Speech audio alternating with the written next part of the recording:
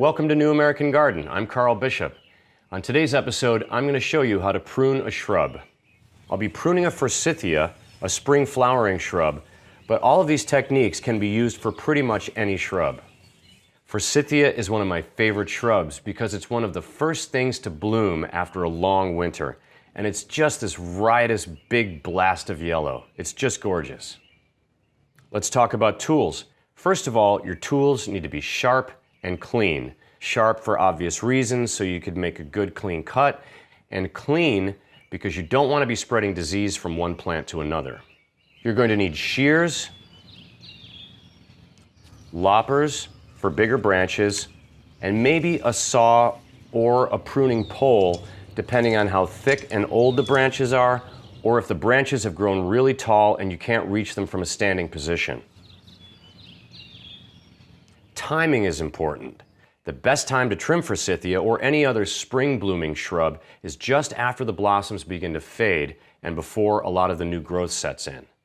So this is what I'm talking about. This is new growth from a forsythia shrub. You don't want to cut a whole lot of this off because you can see these little buds on here. Those are going to be next spring's flowers. Here's what we want to remove. First of all, any dead or damaged branches. Dead for obvious reasons, and damaged because you don't want the plant trying to send nutrients to a lost cause. So just trim those off. Next, make sure to trim off the suckers from any of the side branches or the main trunk.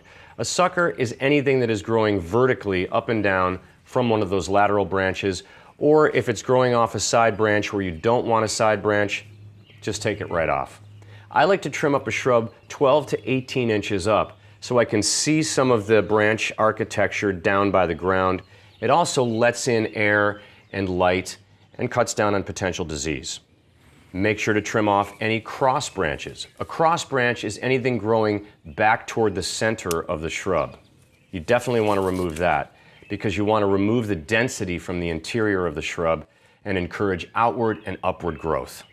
Trim off any branches or trim back any branches that are touching the ground because they will root in place, create a whole new plant, and before you know it, you have a massive, out-of-control thicket of forsythia where you once had a beautiful shrub.